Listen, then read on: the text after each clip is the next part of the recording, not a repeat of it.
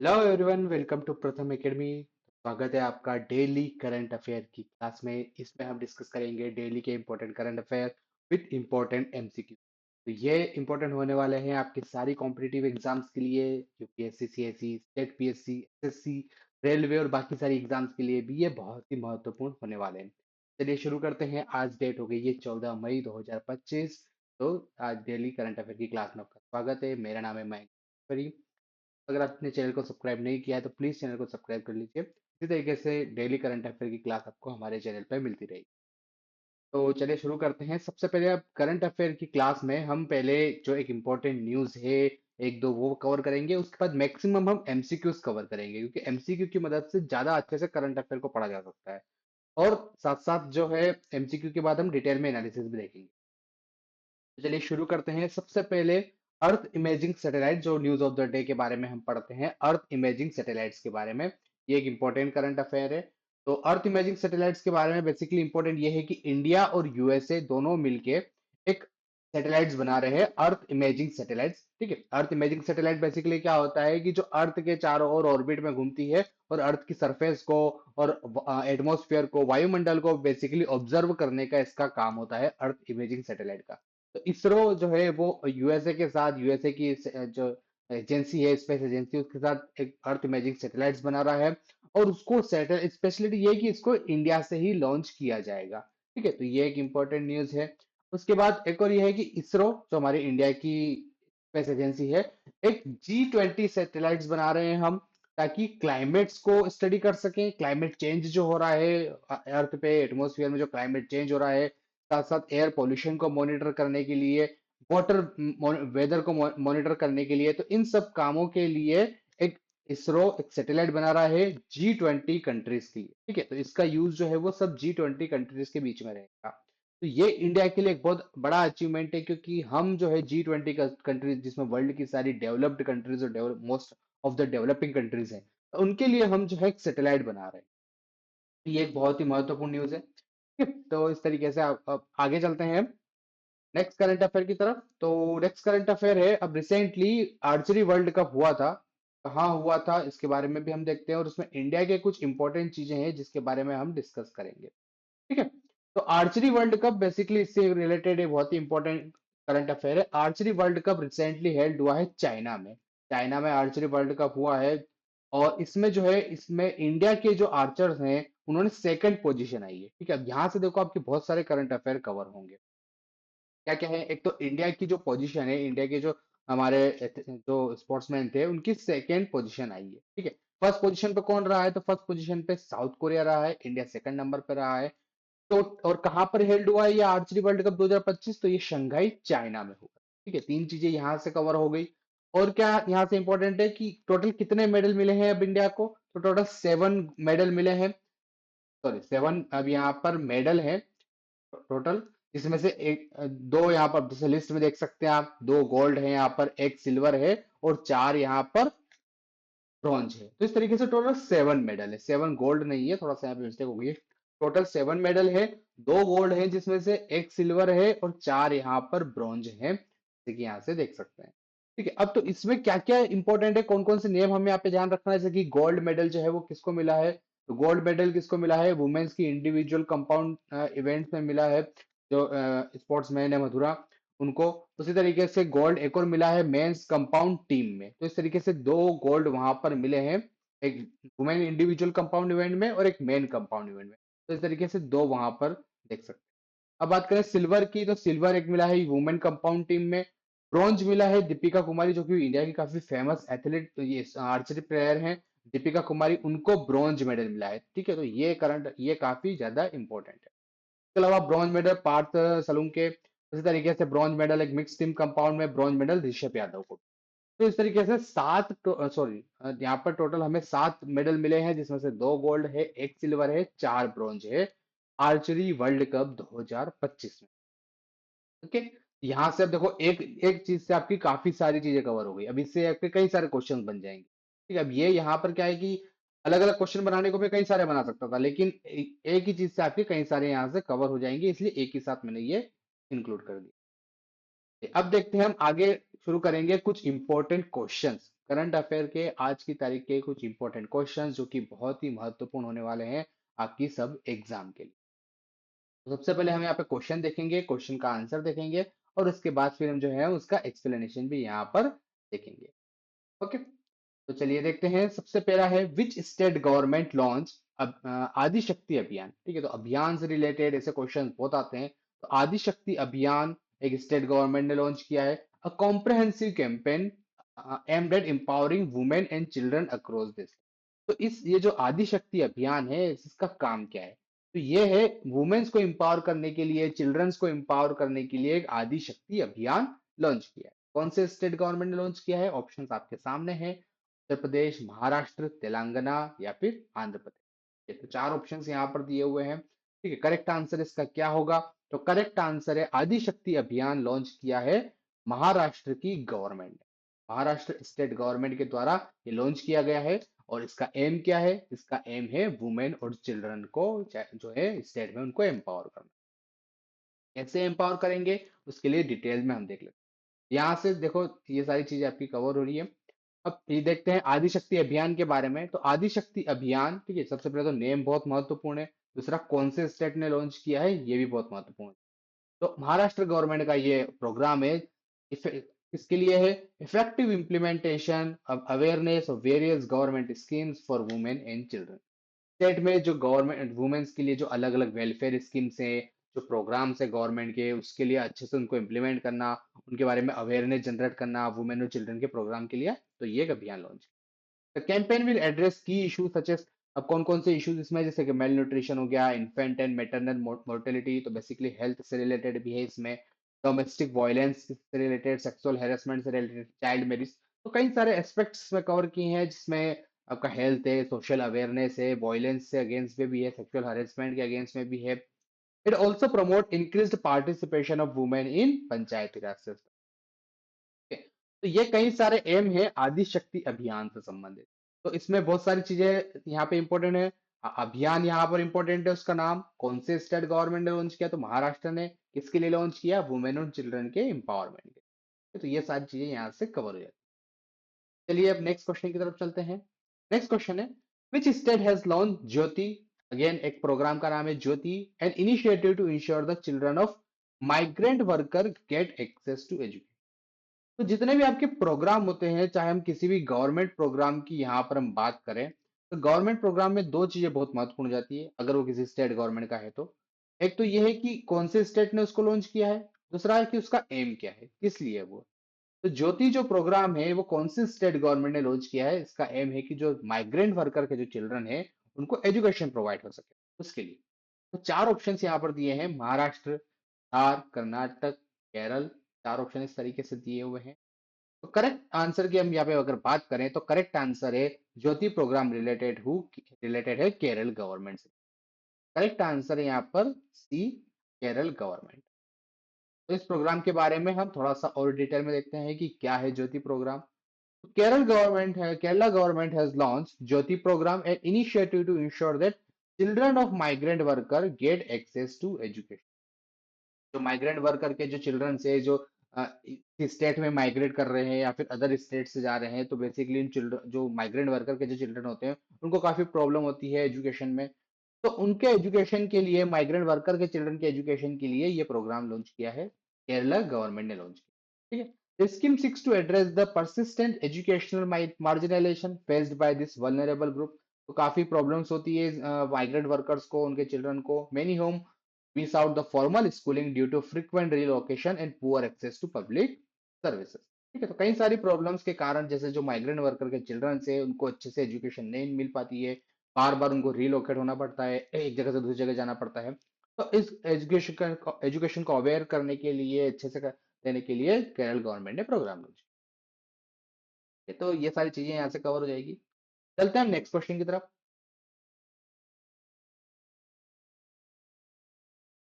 चलिए अब देखते हैं नेक्स्ट करंट अफेयर। तो नेक्स्ट है where was the second edition of tri service future warfare exercise. ठीक है, तो ये जो डिफेंस एक्सरसाइज होती है उससे काफी सारे क्वेश्चंस आते हैं। ट्राई सर्विस एक्सरसाइज है जिसमें तीनों जो हमारी फोर्सेज हैं, आर्मी, नेवी और एयरफोर्स, तो उनके try service future warfare exercise, ठीक है। अब नाम से यहाँ पे लग रहा है फ्यूचर वॉरफेयर। तो फ्यूचर वॉरफेयर मतलब कि फ्यूचर में कैसे वॉर का अलग अलग डायमेंशन हो सकते हैं, बेसिकली टेक्नोलॉजी से रिलेटेड इसमें काफी सारी चीजें, क्योंकि टेक्नोलॉजी ऐसे ऐसे अपग्रेड हो रही है, तो वॉर में भी और डिफेंस में भी सिक्योरिटी में भी उसका काफी इम्पेक्ट हमने अभी रिसेंटली भी इवेंट्स हैं उनमें सब में देखा था। तो try service future warfare exercise जो है ये इसका सेकेंड एडिशन कहाँ पर हुआ है? केरल, न्यू दिल्ली, गुजरात या महाराष्ट्र, चार ऑप्शंस यहाँ पर दिए हुए हैं। तो जो करेक्ट आंसर है वो है try service future warfare exercise, उसका सेकेंड एडिशन 2025 का, वो हुआ है न्यू दिल्ली में।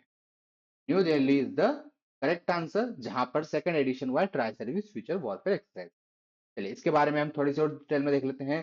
तो जो सेकेंड एडिशन है try service future warfare course का, वो हुआ है 9 मई को, एक्चुअली खत्म हुआ था, अप्रैल से चल रहा था ये, 21 अप्रैल से लेके 9 मई तक ये पूरा इवेंट चल रहा था। और कहाँ पर हुआ है ये? मानेक शाह सेंटर, न्यू दिल्ली में। ठीक है, तो यहाँ से ये चीज कवर हो गई कि तो 21 अप्रैल से 9 मई तक हुआ है और न्यू दिल्ली में कवर हुआ है। तो बेसिकली इसमें क्या है, was conducted under the aegis of headquarters integrated defence staff. ठीक है, जो इंटीग्रेटेड डिफेंस स्टाफ है, इनका जो हेडक्वार्टर है उसके अंडर में पूरी एक्सरसाइज कंडक्ट की गई है। And it was coordinated by centre for joint warfare studies. ठीक है, तो किसने कंडक्ट किया है? हेडक्वार्टर्स इंटीग्रेटेड डिफेंस स्टाफ ने, और साथ में कोऑर्डिनेट किया है centre for joint warfare studies ने। ठीक है, जो कि थिंक टैंक है। अब बेसिकली ये जो पूरा ट्राई सर्विस एक्सरसाइज थी, इसका काम था कि मॉडर्न वॉरफेयर में जो जो कॉम्प्लेक्सिटीज आ रही है, आगे जैसे जैसे टेक्नोलॉजी बढ़ रही है, जो जो कॉम्प्लेक्सिटीज आ रही है, कई सारे नए थ्रेट्स जनरेट हो रहे हैं, चाहे वो साइबर सिक्योरिटी से हो, चाहे वो टेक्नोलॉजी से रिलेटेड हो, तो उनको कैसे हम उससे कैसे हम लड़ सकते हैं। तो बेसिकली इन सब चीजों के लिए ये ट्राई सर्विस एक्सरसाइज कंडक्ट की गई थी न्यू दिल्ली में। चलते हैं नेक्स्ट क्वेश्चन की तरफ। In which state has the Archaeological Survey of India recently documented 11 ancient inscriptions related to Satavahana dynasty?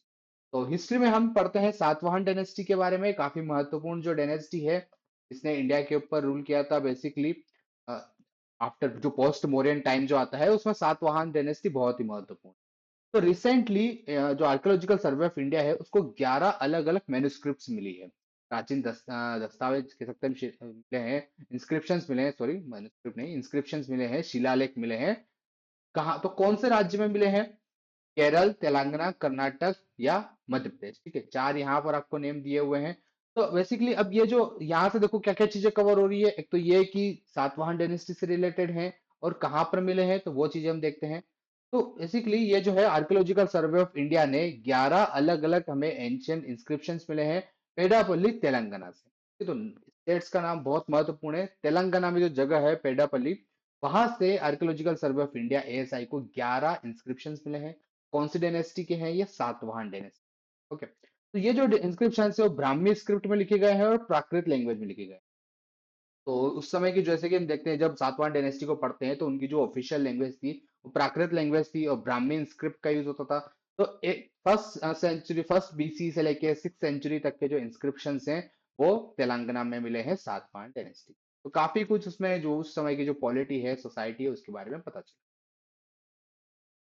चलते हैं नेक्स्ट क्वेश्चन की तरफ। In which country has the international maritime defence exhibition India? Again ये एक defence exercise है। Maritime defence exhibition international 2025, ये कहाँ पर ऑर्गेनाइज हुई है? अंतरराष्ट्रीय समुद्री रक्षा प्रदर्शनी 2025 का आयोजन कहाँ पर हुआ है? ऑप्शन दिए हुए हैं यहाँ पर, फ्रांस, सिंगापुर, थाईलैंड या अमेरिका। तो अब देखो यहाँ पर एशिया का है ये, तो एक हम गेस कर सकते हैं कि एशिया में हुई होगी, या तो सिंगापुर में हुई होगी या फिर थाईलैंड में हुई होगी। एक गेस तो हमेशा कर सकते हैं। तो इसका करेक्ट आंसर जो है वो है सिंगापुर। सिंगापुर में recently international maritime defence exhibition Asia, उसका वहां पे पूरा एग्जीबिशन हुआ। ठीक है, तो जगह का नाम डायरेक्टली इससे जगह से क्वेश्चंस आते हैं बेसिकली, और ज्यादा इसमें क्वेश्चंस नहीं। इसमें और जो डिटेल है वो देख लेते हैं। अब इसमें एक और इम्पोर्टेंट डिटेल ये है कि इसमें इंडिया से जो जिस शिप ने पार्टिसिपेट किया था, जो वॉरफेयर हमारा शिप है उसने पार्टिसिपेट किया था, उसका नाम है आईएनएस किल्टन। तो आईएनएस किल्टन ने पार्टिसिपेट किया था इंटरनेशनल मैरीटाइम डिफेंस एग्जीबिशन में, जो कि हुआ था सिंगापुर के चैंगी एग्जीबिशन सेंटर में। का एक लोगो था। चलिए नेक्स्ट चलते हैं। Which state has secured first position in the implementation of Pradhan Mantri Micro Food Processing Enterprises Upgradation? तो यहाँ पर देखो एक प्रधानमंत्री micro food processing enterprises upgradation scheme की यहाँ पर बात हो रही है। बताना है कि कौन से स्टेट ने फर्स्ट पोजीशन यहाँ पर उसमें सिक्योर के बारे में देखेंगे, और फिर थोड़ा ये जो स्कीम है उसके बारे में भी हम डिटेल में देखेंगे कि ये स्कीम किस लिए है। तो चार ऑप्शन यहाँ पे दिए हैं, उत्तर प्रदेश, पंजाब, हरियाणा या फिर बिहार। तो यहाँ पर देखना है कि कौन से स्टेट को फर्स्ट पोजीशन मिला है, तो करेक्ट आंसर है यहाँ पर उत्तर प्रदेश। तो उत्तर प्रदेश को फर्स्ट पोजीशन मिली है किसमें? प्रधानमंत्री micro food processing enterprise upgradation scheme, प्रधानमंत्री सूक्ष्म खाद्य प्रसंस्करण उद्यम उन्नयन योजना में। तो उसमें उत्तर प्रदेश को पहली पोजीशन मिली है। अब थोड़ा इसके बारे में देख लेते हैं कि क्या ये स्कीम है, क्या इसके बारे में हमें डिटेल में देखना है। यहाँ से उत्तर प्रदेश तो हमने देख लिया था, और अब इस स्कीम के बारे में थोड़ा सा हम डिटेल में देख लेते हैं। तो 2020 में ये स्कीम लॉन्च की गई थी, और बेसिकली इसका काम है जैसे फूड प्रोसेसिंग जो इंडस्ट्रीज है, तो फूड प्रोसेसिंग इंडस्ट्रीज को ये जो पूरा सेक्टर है उसको प्रमोट करना, बेसिकली ये पूरी स्कीम का एक मेन ऑब्जेक्टिव है। फॉर्मुलाइजेशन करना, फॉर्मुलाइजेशन इसलिए क्योंकि जो फूड प्रोसेसिंग अभी भी होती है इंडिया में, और वो कैसे होती है, वो अनऑर्गेनाइज सेक्टर में होती है। ठीक है, उसका कोई एक प्रॉपर स्ट्रक्चर नहीं है, अनऑर्गेनाइज सेक्टर में होती है। तो ये जो पूरा फूड प्रोसेसिंग सेक्टर है इसको फॉर्मलाइज करना, जैसे कि फार्मर प्रोड्यूसिंग ऑर्गेनाइजेशन जो एफपीओ होते हैं उनके हेल्प से, सेल्फ हेल्प ग्रुप की हेल्प से, प्रोड्यूसर कोऑपरेटिव्स की हेल्प से, तो ये पूरे सेक्टर को और ज्यादा प्रमोट करना। इससे क्या होगा, इससे इनकम जनरेट होगी, इकोनॉमी में भी इसका अच्छा फायदा देखने को मिलेगा, और कई सारे इसके और एम्प्लॉयमेंट भी इसमें काफी अच्छी generate. Scheme adopt one district one product, तो ये जो स्कीम का नाम आपने सुना होगा, one district one product scheme. तो बेसिकली इसमें क्या है, इंडिया के हर डिस्ट्रिक्ट का एक ऐसा प्रोडक्ट फिक्स किया है ताकि उस प्रोडक्ट को और अच्छे से प्रमोट किया जा सके, ताकि लोकल इकोनॉमी में भी बहुत बेनिफिट देखने को। तो one district one product schemes basically इसी के अंदर अडॉप्ट की गई थी, to leverage the benefit of scales with respect to procurement of inputs, common service and marketing of product. सारी चीजों के बारे में इस स्कीम में ध्यान दिया जाता है, जैसे कि रॉ मटेरियल्स को कैसे इनपुट करना है, प्रोडक्शन से रिलेटेड सर्विसेज, जो प्रोडक्ट बन रहा है चाहे वो फार्मिंग से रिलेटेड हो या फिर हैंडीक्राफ्ट हो, उसकी मार्केटिंग से रिलेटेड, तो सारे एस्पेक्ट्स को इस स्कीम में कवर किया जाता है। ये बेसिकली 5 साल के लिए स्कीम शुरू की गई थी, और ये स्कीम जो है वो ministry of food processing industries इस जो है इसकी नोडल मिनिस्ट्री। यहाँ से ये सारी चीजें बहुत ही इंपॉर्टेंट थी, प्रधानमंत्री food micro food processing enterprises upgradation scheme की। ठीक है, चलते हैं हम नेक्स्ट क्वेश्चन की तरफ। Which state police has launch Naya Disha? ठीक है, तो नया दिशा अगेन एक इनिशिएटिव है to connect school drop outs with the education system. School से रिलेटेड काफी हमें स्कीम्स देखने को मिल रही है। तो नया दिशा स्कीम्स जो है वो किसने लॉन्च, तो अब यहाँ बताना है कौन सी स्टेट गवर्नमेंट ने लॉन्च करी है। अब यहाँ पर ये स्कीम किस लिए लॉन्च की गई है, तो उसका एम भी यहाँ पर दिया हुआ है, to connect school drop outs with the education. ऐसे बच्चे जो ड्रॉप आउट्स हो गए हैं, जिन्होंने किसी वजह से छोड़ दिया है, जो अपनी पढ़ाई कंटिन्यू नहीं कर पा रहे हैं, तो उनके उनको फिर से एजुकेशन सिस्टम के साथ कनेक्ट करना, कौन सी स्टेट गवर्नमेंट ने ये प्रोग्राम लॉन्च। ठीक है, तो इसके बारे में देखते हैं हम डिटेल में। तो दिल्ली पुलिस ने, तो एक्चुअली ये जो प्रोग्राम है वो दिल्ली पुलिस ने लॉन्च किया है। दिल्ली यहाँ पर करेक्ट आंसर है आपका। दिल्ली पुलिस ने ये प्रोग्राम लॉन्च किया है, एक कम्युनिटी आउटरीच प्रोग्राम इसमें कह सकते हैं, नई दिशा, a path back to learning. ठीक है, तो जो स्कूल, जो ड्रॉप आउट चिल्ड्रन है, जैसे बच्चे जो स्कूल से छूट गए हैं, जो स्कूल नहीं जा पा रहे हैं, कंटिन्यू नहीं कर पा रहे हैं किसी भी रीजन से, चाहे वो पॉवर्टी हो गई या फिर अगर वो जल्दी से पॉवर्टी के कारण अगर वो नहीं अपने स्कूल जा पा रहे हैं, तो इस कारण से उन चिल्ड्रंस को फिर से एजुकेशन सिस्टम में लेके आना, दिल्ली पुलिस का ये प्रोग्राम, ये सारी चीजें हैं यहाँ पर। विच country has developed PL-15? PL-15 इसको थंडरबोल्ट 15 भी कहते हैं। तो ये क्या है, एक long range beyond visual range air to air missile. ठीक है, तो यहाँ से नैन से देख सकते हैं PL-15 जो है एक एयर टू एयर मिसाइल है, का दूसरा नाम जो है वो थंडरबोल्ट 15 भी। ओके, तो कौन सी कंट्री ने लॉन्च किया है, चार यहाँ पर नेम दिए हुए हैं, रशिया, इंडिया, चाइना या फ्रांस। तो करेक्ट आंसर यहाँ पर बताना है PL-15 से संबंधित। तो PL-15 जो है वो बनाया है चाइना ने। ये चाइना की एक मिसाइल है, एयर टू एयर मिसाइल है। ठीक है, हवा में से इसको लॉन्च करके, हवा में अगर कोई ऑब्जेक्ट है, कोई जैसे कि ड्रोन है या फिर अगर कोई जेट है, तो उसको डिस्ट्रॉय करने के लिए PL-15 एक मिसाइल है। और इसका दूसरा नाम जो है वो थंडरबोल्ट 15 भी इसका। ठीक है, तो चाइना ने ये लॉन्च किया है, इसके बारे में वो डिटेल में देखते हैं। तो PL-15 एक radar guided long range air to air missile है, जो कि पीपल रिपब्लिक ऑफ चाइना ने इसको डेवलप किया है। 200 किलोमीटर इसकी रेंज होती है। ठीक है, कई सारे इसमें टेक्नोलॉजी भी है। चाइना की जो बेसिकली एजेंसी है उसने ये डेवलप किया है। तो रिसेंटली न्यूज में भी थी कहीं, क्योंकि चाइना ने इसको टेस्ट किया था। तो ये PL-15 या thunderbolt 15 air to air missile. तो ये कुछ आज के इंपॉर्टेंट करंट अफेयर्स थे 14 मई 2025 के। होप ये क्लास आपको अच्छी लगी होगी। अगर इसमें आप कुछ भी चेंज चाहते हैं तो जरूर आप कमेंट बॉक्स में आपके ओपिनियन बताइए, क्या आपको अच्छा लगा या फिर क्या आप इसमें इसी तरीके से हमारे चैनल पे बने रहिए। प्लीज चैनल को सब्सक्राइब कीजिए। Thank you.